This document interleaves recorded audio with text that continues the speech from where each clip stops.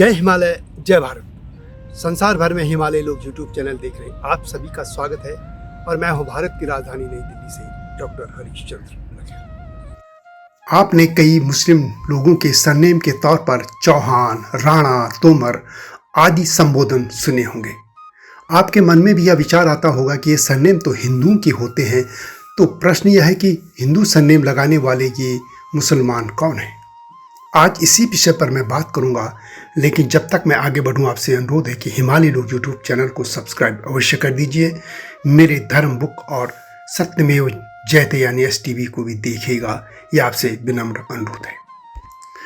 हिंदू राजपूतों के ही सरनेम लगाने वाले ये लोग वास्तव में मुस्लिम राजपूत हैं, यानी इनके पुरखे भी कभी हिंदू राजपूत ही थे, जो किसी कारणवश मुसलमान बन गए या बना दिए गए।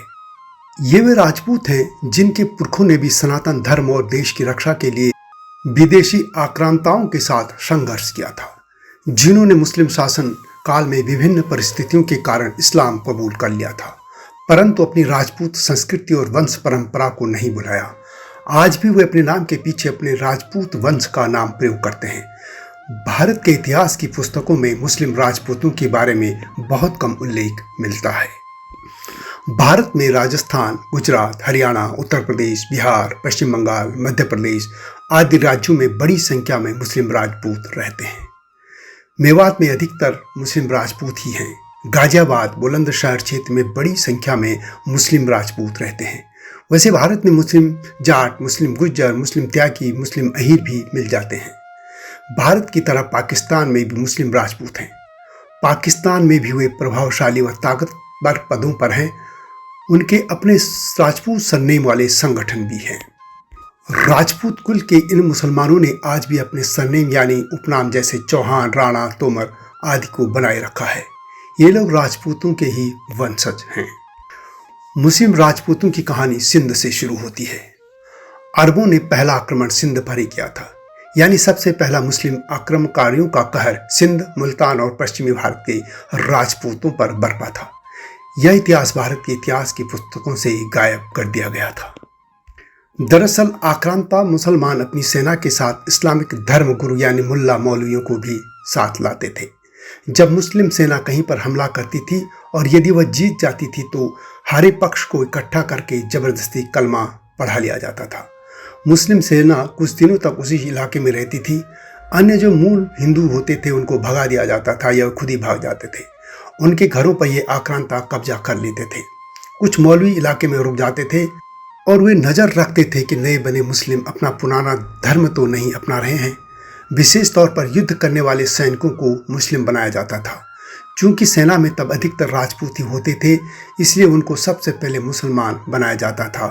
वह इसलिए कि जब वे मुस्लिम बन जाएंगे तो फिर वे मुस्लिमों आक्रांताओं के साथ युद्ध नहीं करेंगे।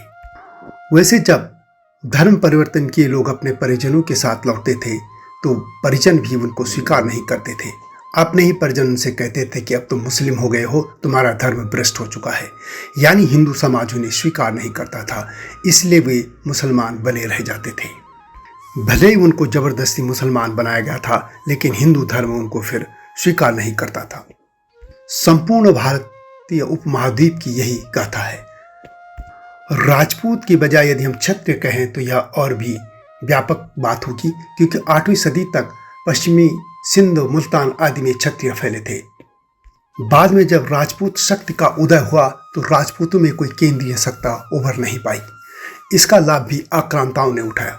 जब भी कोई आक्रमण होता था तो अधिकतर मामलों में एक राजा दूसरे की मदद नहीं करता था।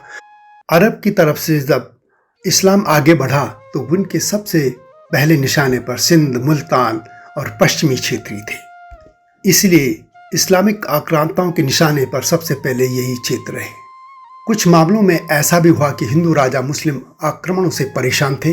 उनके पास विरोध के ज़्यादा विकल्प नहीं थे। वे सत्ता भी चाहते थे, इससे कई ने अपने अस्तित्व को बनाए रखने के लिए इस्लाम कबूल कर लिया था, परंतु अपनी वंश परंपरा को बनाए रखा। भारत में इस्लामी सत्ता दो भागों में देखी जा सकती है, एक सुल्तान काल और दूसरा मुस्लिम मुगल काल। इन दोनों ही कालखंड में तलवार, लालच और मजबूरी के कारण लोगों का धर्म परिवर्तन करा गया। ऐसा नहीं है कि सिर्फ राजपूतों का ही धर्म परिवर्तन हुआ, बाकी अन्य जातियों का भी हुआ था। इन सभी को धर्म बदलवाने के बाद इनको इनके ही हाल पर छोड़ दिया जाता रहा। औरंगजेब इस मामले में सबसे ज़्यादा बदनाम है। बस मुस्लिम बने लोगों का यही लाभ हुआ कि उनको मुसलमान बन जाने के बाद जजिया कर नहीं देना पड़ता था, जबकि इनका जीवन पूरी तरह से हिंदू जैसा ही रहा, क्योंकि इस्लामी परंपरा वे जानते ही नहीं थे। ऐसे में अपनी वंश परंपरा और जाति को ये बनाए रखते थे। लंबे समय तक तो इनके नाम भी हिंदू जैसे ही रहे। बाद में नाम अरबी, फारसी, तुर्की याजी हो गए, यानी मुस्लिम नाम हो गए, लेकिन सरनेम राणा, चौहान, तोमर आदि बने रहे। इस्लाम में जाने का एक और कारण यह भी है कि राजपूत राजाओं में एकता का अभाव रहा है। इससे जो भी राजपूत राजा तब मुसलमानों के साथ संघर्ष करने की क्षमता नहीं रखते थे, उनके लिए मुस्लिम राजाओं ने धर्म स्वीकार करने वाली जैसी परिस्थितियां पैदा करती थी। मुसलमानों के साथ विवाह करके भी कई राजपूतों ने इस्लाम धर्म स्वीकार कर लिया था। मामला सिंध तक सीमित नहीं रहा। लुटेरी गौरी के दिल्ली आक्रमण के समय से ही उत्तर भारत के कुछ क्षेत्र जैसे मेवात, अवध, बिहार आदि में लगातार इस्लामिक शासकों पर उनका प्रभाव बना रहा। पूरे मध्यकालीन इतिहास में राजपूत इस्लाम कबूल करते रहे या उनसे इस्लाम कबूल करवाया जाता रहा। आज ज़्यादातर मुस्लिम राजपूत उत्तरी भारत और पाकिस्तान में पाए जाते हैं। वे अलग अलग कुलों में विभाजित हैं।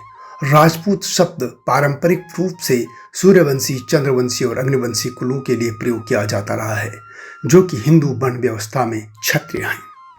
पाकिस्तान में तो राजपूत मुस्लिम बड़े ओहदेदार पदों पर रहे हैं, उनके अपने संगठन हैं और यहाँ तक कि वे शादी विवाह भी अपनी जाति बिरादरी में ही करते रहे हैं। और उनकी शादी विवाह के बंधन तो आज भी ये कहा जाता है कि चचेरी, ममेरी, फुफेरी आदि बहनों में नहीं होते हैं, और कई परंपराएं उनमें आज भी हिंदू जैसी ही हैं। तो यह थी मुस्लिम राजपूतों की गाथा। वीडियो कैसे लगी कमेंट में अवश्य लिखें। जल्दी आऊँगा इस तरह की गाथाओं के साथ। तब तक जय हिमालय, जय भारत। हिमालय पे पेड़ हो तो गीत गाएंगी नदियाँ, गीत गाएंगी नदियाँ। पेड़ों पे चिड़िया है तो गीत गाएंगी नदियाँ, पेड़ों पे चिड़िया है तो गीत गाएंगी नदियाँ। माँ की लोरी जैसे होते हैं नदियों के गीत।